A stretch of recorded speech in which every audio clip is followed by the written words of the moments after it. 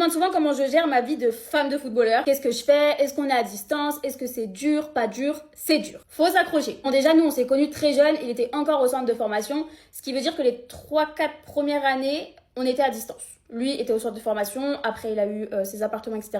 Moi, j'étais encore à l'école.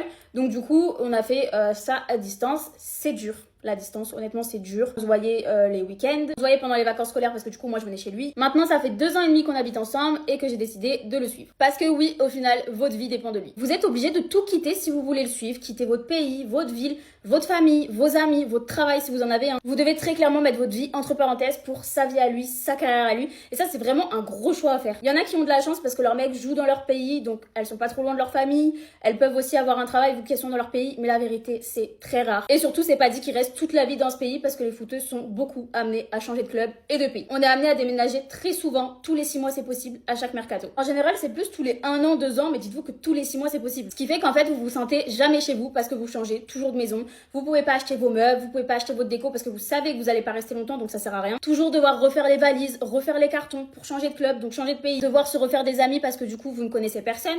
Se refaire une routine, se réhabituer à un nouveau pays que vous ne connaissez pas. Retrouver un travail pour celles qui travaillent, mais des fois vous parlez pas la langue de ce nouveau pays, donc c'est très compliqué à retrouver un travail. Moi, ça va que je suis sur les réseaux, du coup, je peux faire ça partout, mais je sais qu'il y en a qui m'ont déjà dit qu'elles galéraient, elles savaient pas quoi faire, elles trouvaient pas de travail et c'était dur pour elles. Ils sont aussi souvent absents, donc vous vous retrouvez souvent solo. Que ce soit déjà les mises au vert quand ils ont match en extérieur, c'est-à-dire qu'ils partent la veille du match, ils dorment le soir à l'hôtel et le lendemain ils font leur match et ils rentrent qu'après. En général, ça prend tout le week-end. Voilà. Moi, ça va qu'ici, il fait pas de mise au vert, mais avant, il a toujours fait des mises au vert et c'est chiant. Ils font aussi des stages où ils partent pendant 1 semaine à 2 semaines dans un autre pays. Ça arrive souvent en été et en hiver, 2 fois dans l'année. S'il va en sélection, alors ça, c'est pas tous les footeux qui jouent pour leur pays. Le mien va en sélection, c'est-à-dire qu'à chaque trêve, il part 10 jours. Ça peut durer 2 semaines, ça peut durer 3 semaines, ça peut durer 1 mois. Même plus d'1 mois, ça dépend de la compétition. Dites-vous que là, il y a eu une trêve en septembre, en octobre, en novembre. Il y en a une là en mars.